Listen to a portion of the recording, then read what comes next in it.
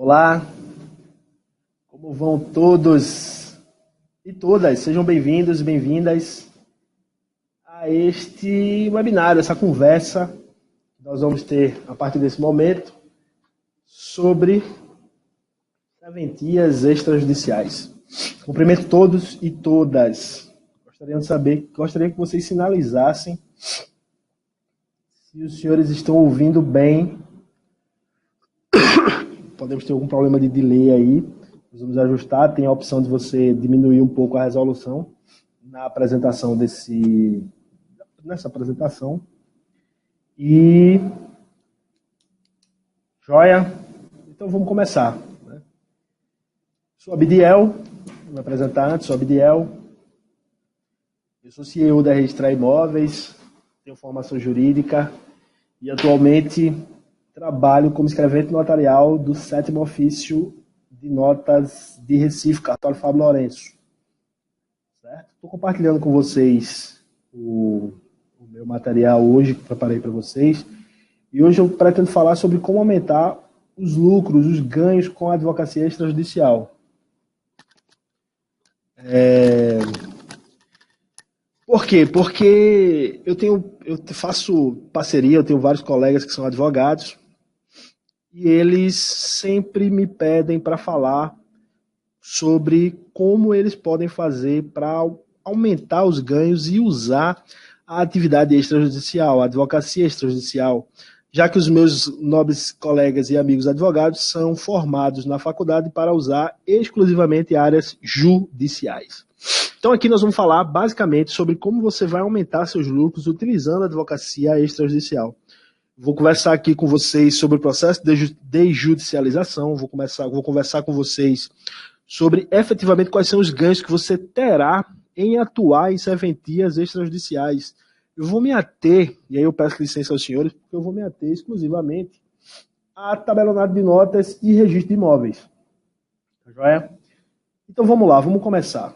Vou procurar ser o mais breve possível, de modo que a gente tenha aqui nesse momento um momento bem prazeroso, assim, bacana para todo mundo, certo?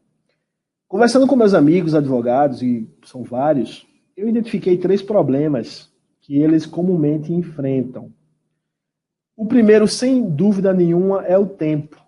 Quando você trabalha exclusivamente com áreas judiciais, os advogados, eles, talvez seja a maior reclamação que eles tenham realmente, talvez seja o tempo. E eu vou explicar para vocês hoje como é que esse tempo pode ser resumido. Como é que esse tempo pode ser bastante minimizado. Eu preciso que vocês... Eu vou estar muito satisfeito se os senhores saírem daqui hoje, e as senhoras, entendendo em que é que o tabelionato de notas e o registro de imóveis pode ser útil para você. Certo? Então, o primeiro ponto, sem dúvida nenhuma, a primeira grande dificuldade que os advogados enfrentam ao atuar em processos judiciais, sem dúvida nenhuma, é o tempo. Os processos são longos, os processos são demorados, são cansativos. Às vezes você cobra honorários e esses honorários diluem-se no tempo e ao final disso os advogados percebem quase que comumente que o tempo não valeu a pena, né? Que a cobrança desses honorários de repente não foi a melhor. Então o requisito tempo é uma coisa que pesa bastante para o advogado. O segundo é o conhecimento. E aqui eu quero que você entenda bem. O que é que eu falo a respeito do conhecimento? Ora, nós que somos formados em Direito, nós temos formação jurídica, a gente sabe muito bem que dentro do curso não nos essa parte, essa coisa de ser ensinado. A gente não é... Fugiu a palavra, a gente não é influenciado a buscar, encorajado a buscar um método alternativo de resolução que não seja o método judicial. Então, o que é que acontece? Os advogados, eles são formados para atuar em práticas judiciais, até seguindo aquela máxima da Constituição que diz que o advogado é essencial à justiça. Então, para que exista o processo, necessariamente existe um advogado. Então, nas buscas de resolução das suas lides, geralmente eles são convidados a usar sempre né, a seara judicial. Então, quando você tem um conhecimento muito específico para uma área, nesse caso é a área judicial, você acaba tendo menos conhecimento nas áreas que são alternativas ao processo judicial, que são a mediação, por exemplo, a arbitragem, por exemplo, e as serventias extrajudiciais que podem sim atuar como um facilitador desse processo. Então, a ausência de conhecimento, às vezes, por parte do advogado, de saber que, por exemplo, você pode fazer uma separação, aliás, um divórcio no cartório. Você pode fazer uma dissolução de união estável no cartório, você pode fazer uma ata notarial para fazer prova dentro do seu processo judicial. Então, é questão de conhecimento. E eu quero hoje esclarecer para vocês como é e quais são os ganhos que vocês vão ter, tanto atuando junto ao tabelionato de notas quanto ao registro de imóveis. São as duas serventias extrajudiciais que eu vou me ater neste primeiro momento. Outra questão que causa muita dificuldade entre os advogados é a acessibilidade, o que é uma coisa até irônica, porque os advogados precisam ir aos fóruns, precisam militar nos fóruns da vida, e é cansativo. Muito embora a gente tenha o PJE hoje, facilitou bastante a vida dos advogados, a acessibilidade é, sem dúvida, uma questão que está atrelada ao tempo, uma vez que você pode ganhar tempo sendo acessível. E a proposta das serventias extrajudiciais, uma delas é justamente essa, é de ser acessível. Nós estamos aonde o cliente estiver. Essa facilidade, essa praticidade, sem dúvida nenhuma, é um dos ganhos que é singular. Talvez não esteja fazendo tanto sentido dizer isso agora, mas que durante a apresentação desse material você vai entender, advogado, o quanto é importante que você tenha uma acessibilidade. O tabelionato de notas, junto do registro de imóveis, mas nesse momento mais o tabelionato de notas, ele é fundamental para o bom andamento do serviço extrajudicial, né? Seja lá qual for o ato que você vai fazer.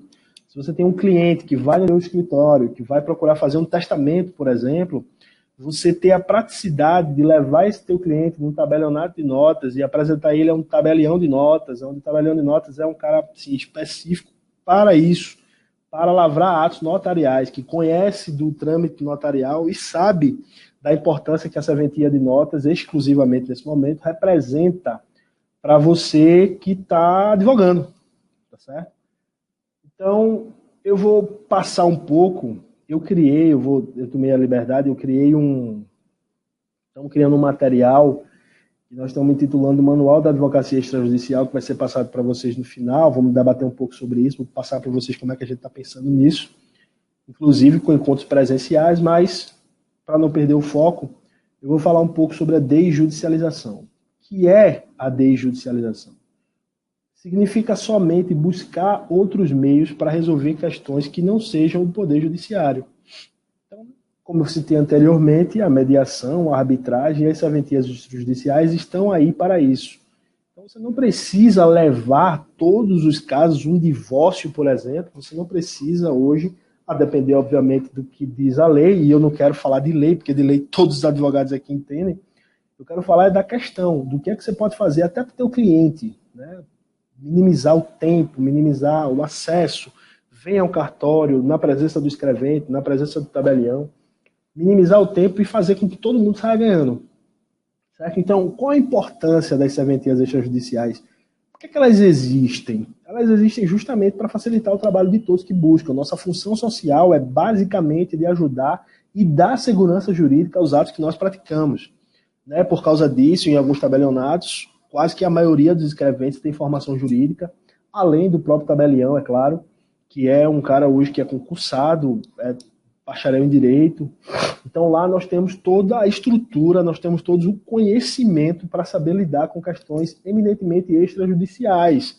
Então nós estamos lá capacitados a fazer inventários, nós estamos capacitados a fazer divórcio, nós estamos capacitados a fazer uso capião extrajudicial, ou seja, o Estado reconhecendo através do Poder Judiciário que a demanda é muito alta e que, para minimizar isso, busquem alternativas secundárias. Aliás, busquem alternativas outras, que são justamente as serventias extrajudiciais. Dentre as serventias extrajudiciais, vocês sabem muito bem, existe o tabelionato de notas, que é um cartório hoje que faz os atos jurídicos acontecerem. Tem o registro de imóveis, que você obrigatoriamente registra os atos que você pratica ou no tabelionato de notas, ou hoje até nas instituições bancárias, você cria esse documento e leva para registrar no cartório onde tem o domicílio do imóvel. Você tem também os cartórios de títulos e documentos que são subutilizados, porque poucas pessoas sabem qual é realmente a importância do cartório de títulos e documentos. Não é só fazer notificações extrajudiciais. O RTD, que a gente chama, ele tem importância singular na atividade e pode também ser um bom parceiro do advogado, não somente com notificações extrajudiciais. Né? Nós temos o cartório de protesto, que esse é bastante utilizado, é um pouco conhecido, embora tenha uma atuação relativamente pequena, não entendo o motivo. O cartório de registro civil, onde você já pode fazer, inclusive, reconhecimento de paternidade, não precisa nem passar mais pelo tabelionato de notas. Então, assim, para falar de alguns, né? Então, eu acho que é importante que você saia daqui hoje entendendo que a advocacia extrajudicial ela está muito forte justamente por causa do processo de desjudicialização do processo. Quando os advogados entenderem que não precisam resolver quaisquer demandas, obviamente que existem algumas demandas que são eminentemente judiciais, né? Não são essas as quais nós estamos falando nesse momento. O que a gente está falando é que aqueles processos que podem ser resolvidos nos tabelionatos de notas ou nas serventias extrajudiciais, nós precisamos ser procurados. É isso. Por quê? Porque a função social do tabelionato é justamente essa, é ajudar a sociedade. Então, a gente consegue, num modo de trabalho particular, né, que é próprio, reduzir bastante o tempo de vocês. Joia?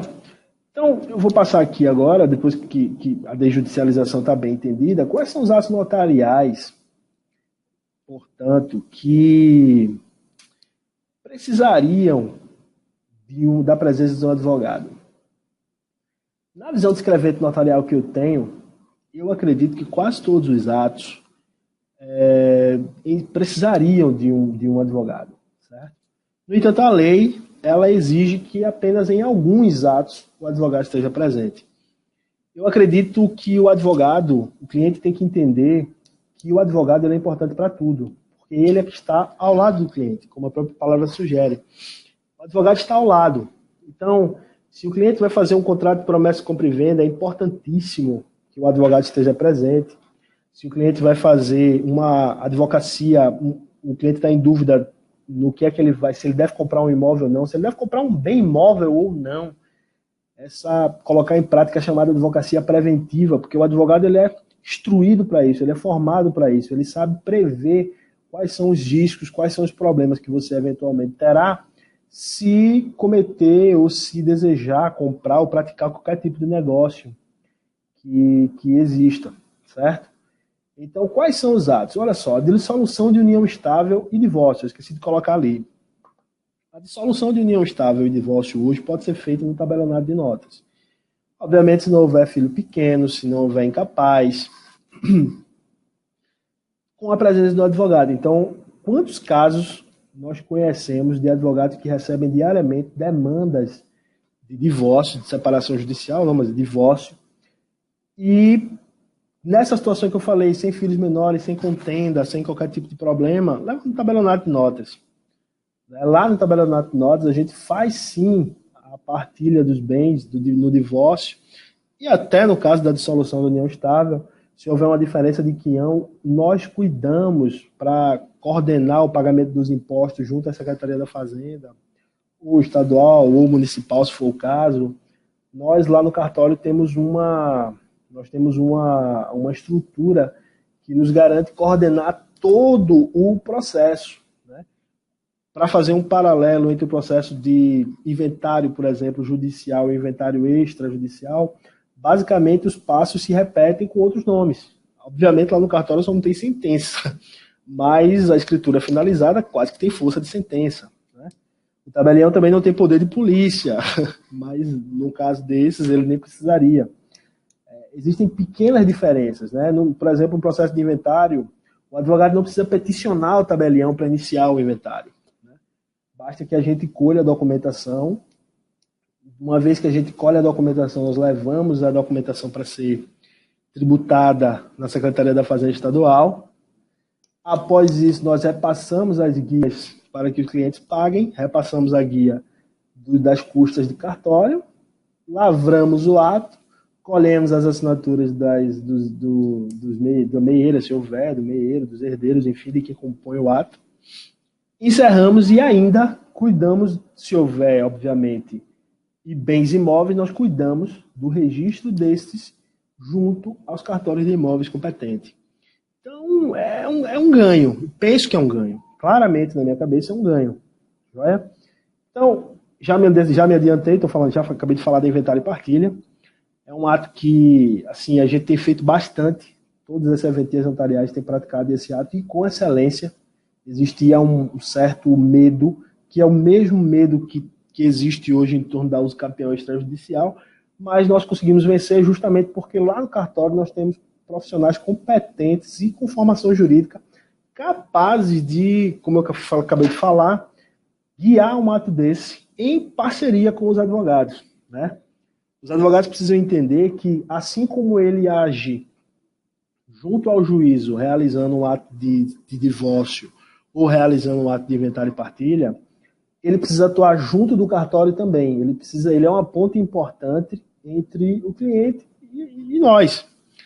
Então, eles podem sim, eles estão livres para confeccionar a minuta. Obviamente, cada cartório tem o seu trâmite, tem a sua forma de redação, mas os advogados estão livres para convencionar minutas, eles estão livres para orientar as partes durante todo o curso do processo, inclusive na divisão dos quiões.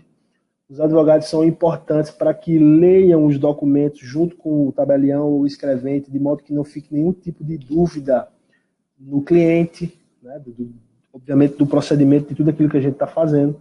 Os advogados são importantes, inclusive eles podem colocar dentro do próprio ato, ou seja, dentro da própria escritura de inventário e partilha, os advogados já podem colocar o valor dos seus honorários. E como a escritura pública, e isso é um detalhe importantíssimo, como a escritura pública é um documento que faz prova judicial, às vezes quando você corre o risco de não receber o seu honorário, você pode impetrar uma ação com base naquela escritura pública, porque ela faz prova judicial, certo? Então, depois da inventário e partilha, né, nós temos a usucapião extrajudicial, que é um modelo novo. Eu falo aqui de Recife, e aqui eu posso garantir que os oficiais de registro de imóveis, eles ainda estão bastante temerosos com a usucapião extrajudicial. Se por um lado o inventário e partilha recai com uma responsabilidade gigante em cima do tabelião de notas e do escrevente notarial, conseguinte, a usucapião extrajudicial ela tem uma responsabilidade, mas ela é toda quase que transferida exclusivamente para o registrador de imóveis.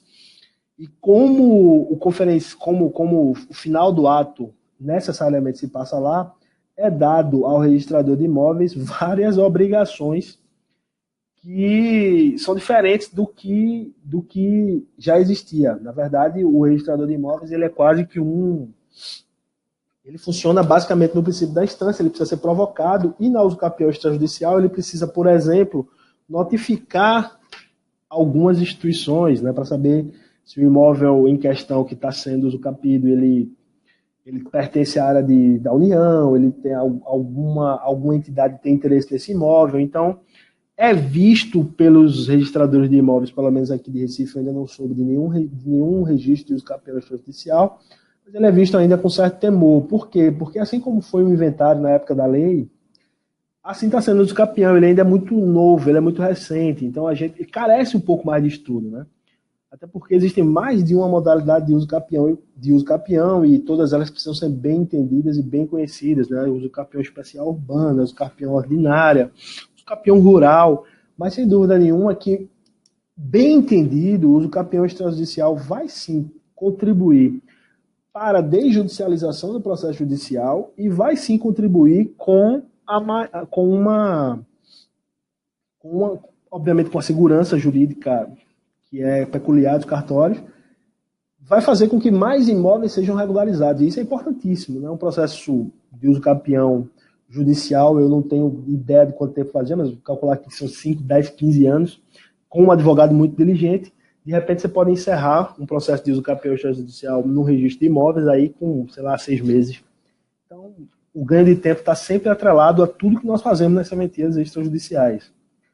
Ata notarial é uma coisa muito interessante, porque a ata notarial ela pode ajudar o advogado a constituir prova em processo judicial. Já vi casos práticos onde uma ação de despejo, o advogado solicitou do tabelionato que o escrevente fosse até o local descrever qual era a situação do imóvel na hora que aquela ação estava sendo impetrada. Então, a ata notarial bem entendida, diga-se de passagem, era ata notarial bem entendido, o processo de ata notarial bem entendido, ele produz prova, e essa prova, por causa da fé pública do tabelião, ela é inequívoca, né? Ela serve, ela embasa, ela fundamenta, uma vez que a ata notarial é um documento de fé pública. Então, os advogados usam pouco a ata notarial. E eu penso que, inclusive, poderia ser muito mais utilizado. Só para dar um exemplo aqui do que é que serve, para que serve, o que é uma ata notarial. Procurações, porque geralmente advogados têm sempre clientes com problemas para poder passar poderes, né, para alguém fazer alguma coisa. Então, as procurações elas são sempre bem-vindas, né? São atos de uma importância ímpar, né, de uma responsabilidade singular, mas são praticados por nós. Os testamentos, né, imagine você que é um advogado, você ter a opção de passar para o teu cliente, levar o teu cliente necessariamente à presença de um tabelião, uma vez que somente o tabelião pode lavrar os testamentos, e na presença de um tabelião, você conversar, você instruir, né, a pessoa que vai fazer o testamento. Assim, é um ganho assim, singular, é um ganho importantíssimo que você pode ter, que você pode dar ao seu cliente. Escrituras declaratórias. Essa escritura declaratória ela parece genérica. Eu coloquei assim de propósito. Por quê? Porque existem quaisquer tipos de escritura declaratória. Sabe, Diel, você pode declarar o que quiser? Sim, você pode declarar o que quiser. E essa declaração, é sempre importante dizer, tudo que a gente faz dentro do tabelionato de notas, ele é revestido de fé pública, então ele faz prova judicial. Então, fazendo prova judicial, a escritura declaratória ela é importantíssima, certo? Às vezes já vi escritura declaratória substituir contrato de compra e venda, por exemplo. Eu declaro que comprei ao tal dia do senhor fulano de tal, pelo valor de tanto, o imóvel assim, assim.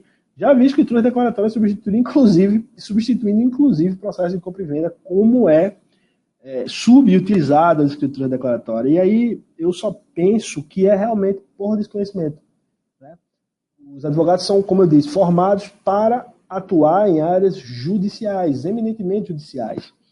E vocês precisam conhecer um pouco da nossa seara aqui, da seara extrajudicial. A gente não pode ser subestimado, né? Nós temos sim profissionais competentes e capazes, com formação jurídica, dentro do tabelionato de notas e até no registro de imóveis, para poder atuar nesses processos que eu estou falando aos senhores nesse momento.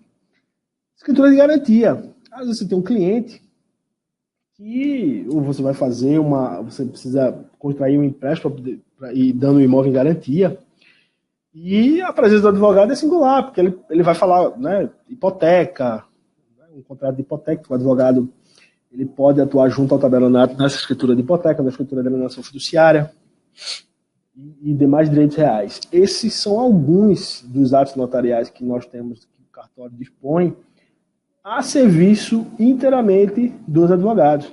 Aí você pode perguntar, Abdiel, mas eu quero dizer então que eu tenho um cliente, levo o cliente lá no tabelionato e lá eu quero fazer um inventário e é só entregar o cliente, é só entregar a documentação e o tabelionato faz tudo. Olha, via de regra, o tabelionato realmente faz tudo. Mas o advogado que é diligente, ele trabalha ao lado do tabelião, ao lado do escrevente, né? Fornecendo dados, consultando as partes, explicando aos clientes como é que se dá o processo de inventário, porque ele é igual. No paralelo que eu fiz do processo judicial para o processo de inventário extrajudicial, existem algumas diferenças, mas no final é basicamente a mesma coisa. Nós também temos o lado de avaliação, nós também podemos questionar os lados de avaliação dos bens que existem no inventário. Nós mandamos hoje, importantíssimo, quem tem se o autor da herança deixou contas em instituições bancárias, nós podemos, lá do tabelionato, fazer ofícios e encaminhar os gerentes desses bancos para que eles nos emitam o último extrato de conta, para que a gente coloque isso no inventário, para que esse dinheiro seja liberado. Então, eu quero ter a certeza de que sairei daqui hoje e os senhores vão, enfim, entender para que é que serve a nossa atividade. E se o processo de judicialização é tão grande, né, não tem porquê os advogados não nos procurarem. Inclusive, é uma questão até de ensinar isso. Eu penso que os estudantes de direito, lá nas faculdades, precisam entender desde cedo que o processo de desjudicialização existe e ele é presente. E é por causa disso que as serventias extrajudiciais com a mediação e a arbitragem cresceram bastante, certo? Não é só na área imobiliária onde você tem a desjudicialização do processo. Hoje em dia você cogita, inclusive, na área trabalhista, você ter esse tipo de desjudicialização, né? Qualquer tipo de lide você pode, de repente, resolver com a mediação, de repente resolver com a arbitragem e, sem dúvida nenhuma, resolver pelas serventias extrajudiciais. Joia? Eu quero dizer aos senhores o seguinte, que eu estou preparando um material, nós estamos preparando um material que nós intitulamos Manual da Advocacia Extrajudicial. Eu não quis colocar muita coisa nesse vídeo de hoje, porque eu não queria que ficasse cansativo. Eu até pensei em falar desse módulo 1 que vocês estão vendo, que é sobre advocacia, que é sobre atividade extrajudicial.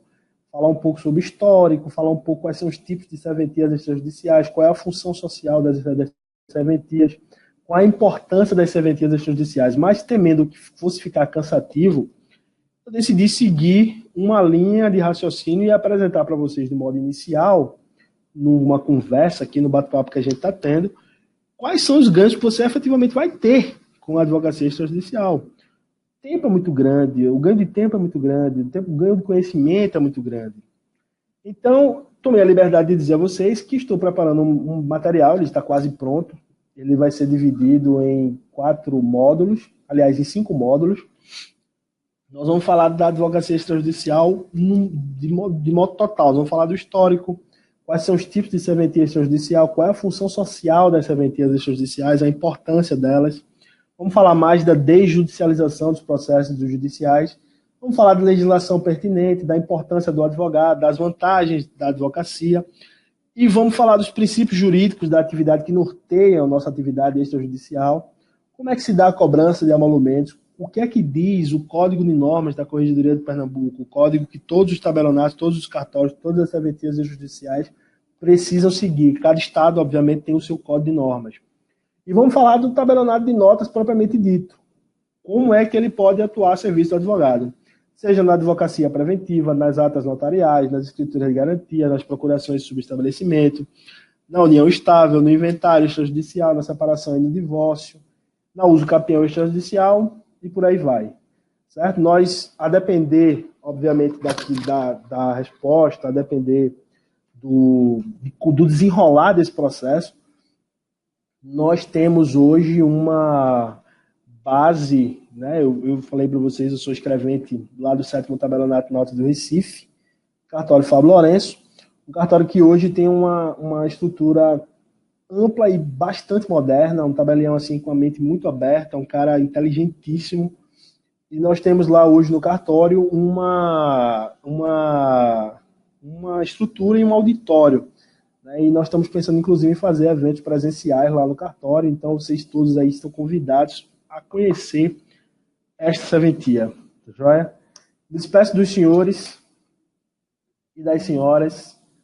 Obrigado pela presença de todos. Se alguém tiver alguma dúvida, por favor, entre em contato com a gente, ou através aí do e-mail, ou através do WhatsApp, nas nossas redes sociais.